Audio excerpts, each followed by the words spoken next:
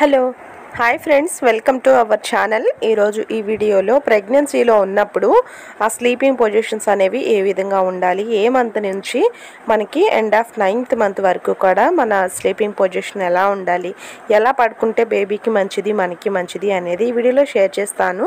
So first time వచ్చేసి మనం 3 ట్రైమిస్టర్స్గా మనం అనుకుంటాం కదా, 1 నుంచి 3 నెలలు ఒక ట్రైమిస్టరు, అలాగే 4 నుంచి 4, 5, 6 ఒక ట్రైమిస్టరు, మళ్ళీ 6 తర్వాత 7, 8, 9 ఒక ట్రైమిస్టర్.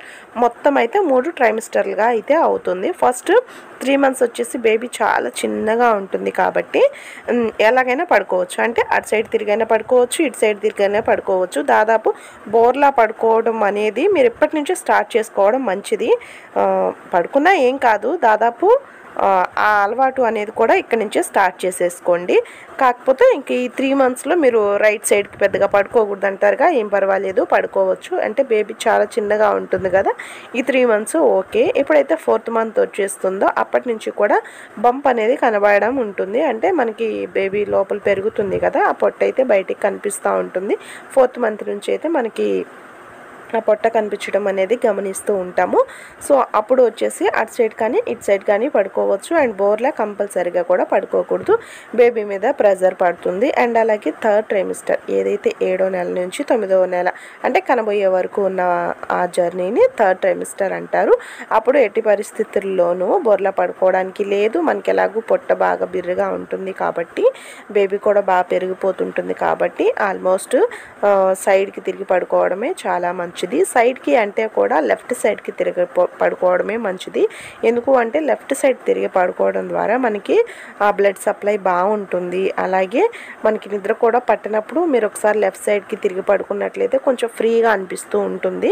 రైట్ సైడ్ తిరిగి పడుకోవడం ద్వారా బేబీ మీద ప్రెజర్ పడే అవకాశం ఉంది. ఎందుకంటే మనము ఊపిరి అనేది మంచిగా పీల్చుతూ వదులుతూ ఉండాలి. అండ్ అలాగే కడుపులో ఉన్న బేబీకి కూడా మంచిగా అనేది బ్లడ్ సర్క్యులేషన్ కానీ ఆక్సిజన్ సర్క్యులేషన్ కానీ అంతా బాగుండాలి అని అంటే మనం లెఫ్ట్ సైడ్కే ఎక్కువ ప్రిఫరెన్స్ ఇవ్వాలి.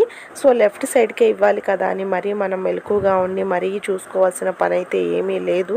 ఆల్మోస్ట్ బేబీ కూడా బాగా పెరిగిపోతుంది, మనకి పొట్ట కూడా బాగా బిర్రుగా అనిపిస్తూ ఉంటుంది కాబట్టి వెల్లికలా కూడా పడుకోకూడదండి. సో వెల్లికలా మీరు ఇన్ కేస్ పడుకున్నా కానీ మీకు జస్ట్ కొద్ది నిమిషాల్లోనే మీకు ఊపిరాడినట్లుగా పొట్టంతా బిర్రగా టైట్గా పట్టేసినట్టుగా మీకు అనిపిస్తుంది. ఆటోమేటిక్గా సైడ్కే పడుకుంటారు. జస్ట్ మీరు అలాగ నడుము వాల్చినా కానీ ఆటోమేటిక్గా మీకు అనిపించేస్తుంది బేబీ బిర్రుగా ఉంటుంది. అండ్ పైకి తన్నేస్తూ ఉంటుంది కదా నెలలు పైబడే కొద్దీ, అప్పుడు మీకు అనిపిస్తూ ఉంటుంది ఊపిరాడినట్లుగా. సో అలాంటప్పుడు మీరు వెంటనే లెఫ్ట్ సైడ్కి ప్రిఫరెన్స్ ఇవ్వండి. అలాగే లేచేటప్పుడు కూడా జస్ట్ అలా మీరు పడుకున్నారు కదా, వెంటనే అలాగ లెగవకూడదు.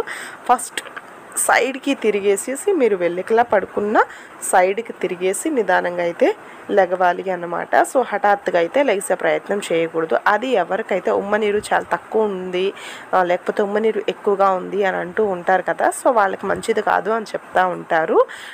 ఈ టిప్స్ అనేవి ఫాలో అయిపోతే సరిపోతుంది. రైట్ సైడే ఎక్కువగా పడుకోకూడదు అని అంటూ ఉంటారు. మనకి బేబీకి మనకి ప్లాసెంటా నుంచి బేబీకి మంచిగా ఆక్సిజన్ బ్లడ్ సప్లై బాగుండాలి. అండ్ పిగ్ నర్వ్ అనేది ఉంటుంది కాబట్టి ఆ ప్రెజర్ బేబీ ప్రెజర్ అనేది అక్కడ పడుతుంది. అలాగే ఇలాంటి ఇబ్బందులు లేకుండా ఉండడానికి మనము రైట్ సైడ్ కానీ వెల్లికలా కానీ ఎక్కువ ప్రిఫరెన్స్ ఇవ్వము. అలాగే బేబీ గ్రోత్ తక్కువగా ఉన్నా, ఇన్ కేస్ బేబీ మన మంత్కి సరిపడా వెయిట్ అనేది లేకపోయినా కానీ మనకి వెయిట్ అనేది మంచిగా గెయిన్ అవ్వడానికి కూడా ఛాన్సెస్ ఎక్కువగా ఉంటుంది. బేబీకి ఆక్సిజన్ సప్లై మంచిగా ఉంటుంది, బ్లడ్ మంచిగా అందుతుంది కాబట్టి మనకి కానీ బేబీకి కానీ ఇబ్బంది అనేది ఉండదు. Stitch 4th month 5th month stitch వేసినా కానీ చాలా జాగ్రత్తగా ఉండాలి. ఒక్కసారిగా పడుకొని ఒక్కసారిగా లెగవడం అనేది అసలు మంచిది కాదండి.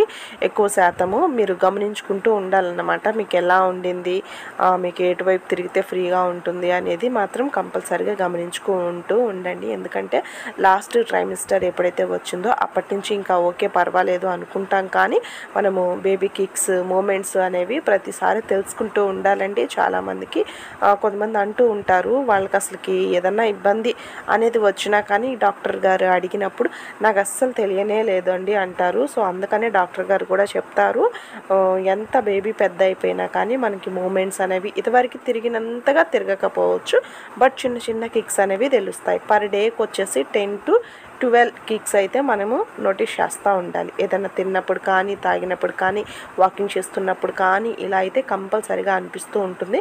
మీరు గమనించుకుంటూ ఉండాలి. ప్రతిదీ కూడా డాక్టర్ మీకు గుర్తు చేయరు, మీరు గమనిస్తూ ఉండాలి. బేబీ కిక్స్ మీకు అందుతున్నాయా లేదా, మూమెంట్స్ మీకు తెలుస్తున్నాయా లేదా అనేది చాలా జాగ్రత్తగా మీరు గమనించుకుంటూ ఉండాలి. కాబట్టి నేను ఈ వీడియోని కూడా ఇందులోనే షేర్ చేస్తూ ఉన్నాను. మీరు పడుకునే పొజిషన్, కూర్చునే పొజిషన్ చాలా చాలా ఇంపార్టెంట్ అండి. సో ఎందుకంటే కొంతమంది అంటూ ఉంటారు ఇంకా 9th 8th మంత్ వచ్చింది ఇంకేంటిలే అనేసి. సో అప్పుడు కూడా మనం బేబీ మూమెంట్స్ అనేవి మనం కనబోయేంత వరకు కూడా నోటీస్ చేసుకుంటూ ఉండాలి. అండ్ ఈ పొజిషన్స్ అనేవి మర్చిపోవద్దండి. ఎక్కువ శాతం లెఫ్ట్కే ప్రిఫరెన్స్ ఇవ్వండి. Thank you for watching. See you another video నచ్చితే ప్లీజ్